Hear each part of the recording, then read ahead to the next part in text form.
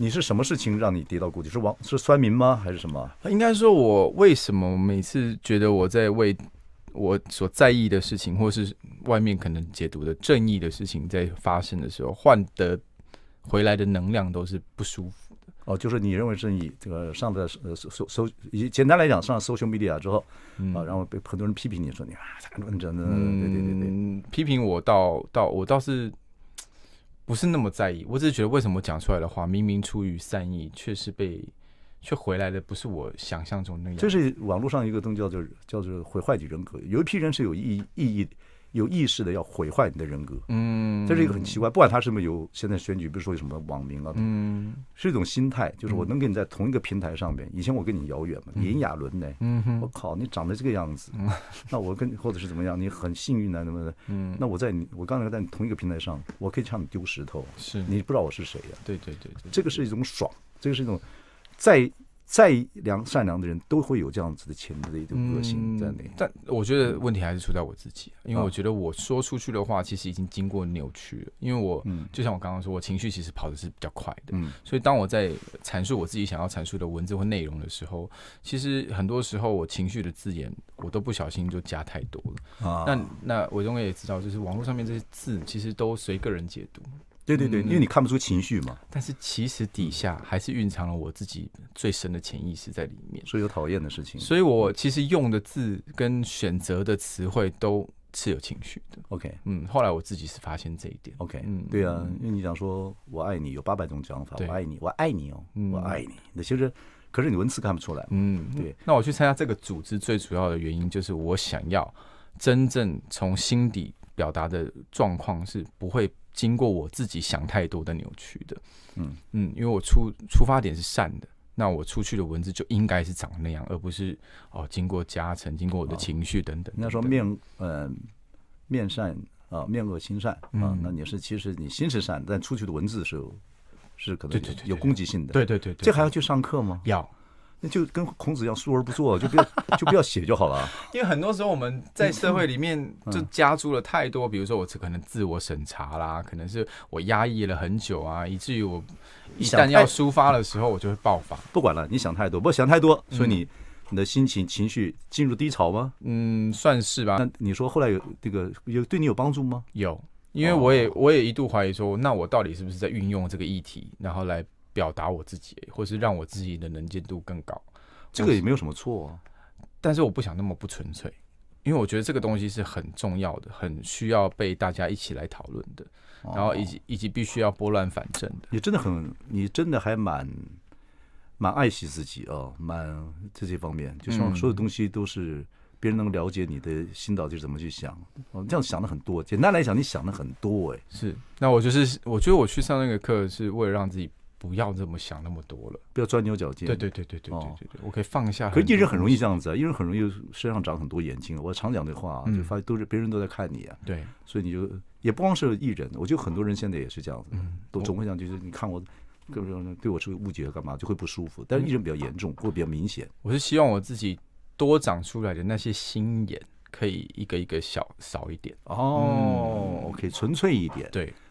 造成你什么样的烦恼的？睡不着觉 ，panic， 或者是说让我的经纪人或让我的家人很担心我，这不是我要的，因为我不想，因为我看到他们的难过跟每一次就是在出事之后聚会上面的无奈，从本来还很正向的告诉你没事没事，到后来是已经也被影响了。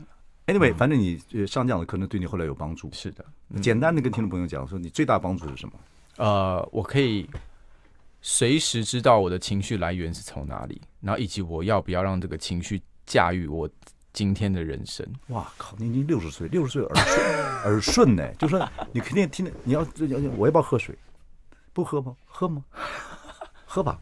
没那么复杂，口渴就喝，口渴以前是这样，以前要不要喝，现在喝恰不恰当？没有，我现在喝就喝吧。所以这个流程对你现在你还在做这个事情，我觉得我现在非常舒服。所以这课程是有用的，跟你演那个电影我愿意不一样，但是是你信了一个邪教，我愿意那个邪教的立基点，在跟我那个基础上的课完全是一个样子。也是，他基本上是要帮助人，对，但是他用错地方，他是有心要用错地方，对，无心有用的，有心用错地方，就要用人的弱点然后用那个弱点我去怎么样去伤害你，去侵害你。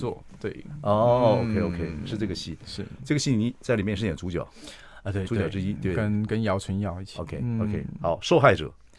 算是一个自我检讨的受害者。本来是喜欢 basketball， 但是我真的不能再打了。我是强迫自己不要再碰。是膝盖软骨磨损还是什么？我是那个韧带断了3次。真的？对。那是哇靠，没有接嘛，对不对？还是有我拿后面那个去接。哦，对，有点不能说后悔了。我觉得我应该好好复健，但没有。对，这个很麻烦呢。对，他是你的 idol， 对，是精神上面的 idol。对，你认为他那样子的对篮球这样的执着是很厉害的。我也是对我自己的事业有这样的执着。哦，你这个算是工作跟事业狂吗？对，现在是，所以很多时间，所有想的时候都是这样的。就很多时候，我旁边的经纪人说：“你会想太多，想太快。”我说：“没有时间等你们了。”那你以前就是工作狂的个性？不是，我以前是我有一年在尾牙的时候，我经纪人跟我讲过，你知道有一年，你明明可以接好多好多的商演，却因为你觉得你懒，然后不想飞，所以你放掉了大概。用钱来计算的话，对，如果是就几百万吧，几百万、几千，甚至会破千那种。我说哈，有吗？有这段过去吗？我甚至是自己失忆这样，然后以及 unbelievable 这样。可是你现在想工作这么忙等等等，并不是完全为了功利嘛，对不对？我是为了我能够有一些影响力，帮助我想要帮助的人。你想帮助什么样的人？我想帮助我刚刚说的，比如说我经历之前那个拍戏的时候，有2个工作人员离开，我想要稍微帮助这个环境，看看我能够怎么施力。这样子，因为有的时候，比如说经过透过立法，或者透过写一些什么章程，或是成立一个什么基金会协会，那都太慢了。那你不如去变成一个有影响力，然后聚集这些人来拍戏，会发现我在一个很舒服以及被保障的环境里面工作是那么舒服的。所以亚伦，我知道你最近想做戏剧的制作人，或是节目的制作人，的目的就是希望你以后能够做一个很好的制作人的工作，然后慢慢从小的制作环境开始影响整个的很多圈子的一些想法。对，同时我还要保持自己能够不被一些既有的工作方式影响，这是我知道我要面临的挑战。你最近会接到一个 resume， 就是一个65岁的做了45年工作这样的人，姓王，加入你的工作。是这旁边这位，可以吗？可以。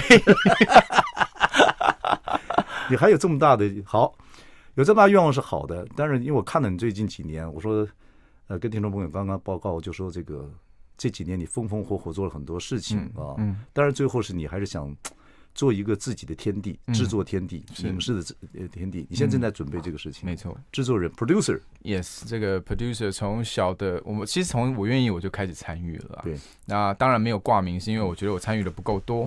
然后接下来跟一个平台有做一个算是爱情剧吧。那会从这边开始着手这样子。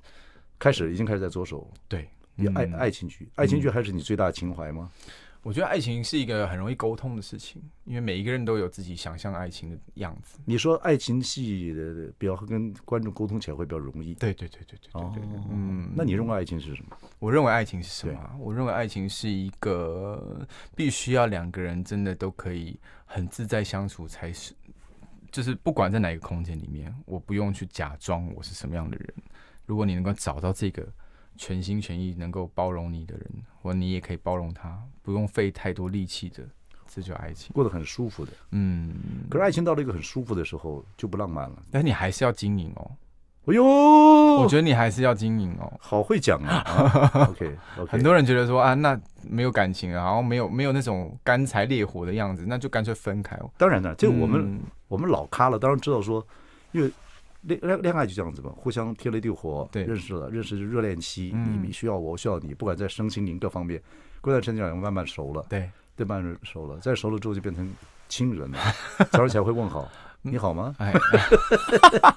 但还是就是在这一个时候最容易失去对方。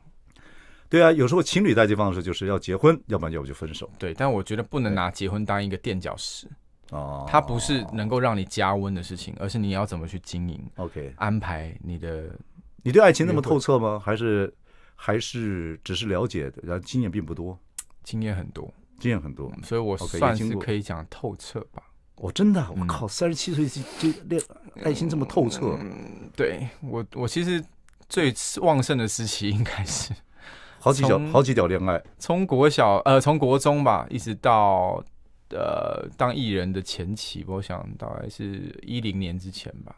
我几乎没有停下来。OK， 所以你的爱情你也看出来了，爱情其实没有什么明显的性别取向，对不对？就对你来讲，对，可是也是爱情就是这样，不管是怎么样的状况，爱情还是有基本的一些，你觉得那个是很有意思的一件事情。我认为爱情是人跟人之间连结，就如此而已。我觉得跟性别没有真的实际的关系。那你会结婚吗？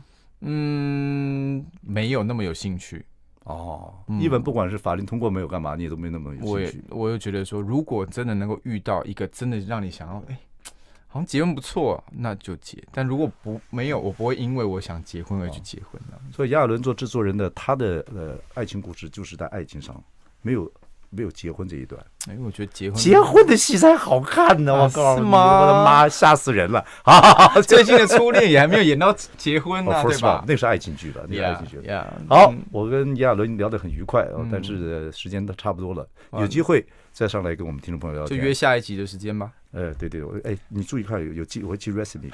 好，哇塞，看制作人不接受我。天，谢谢各位听众朋友，谢谢亚伦，谢谢伟忠哥，谢谢大家。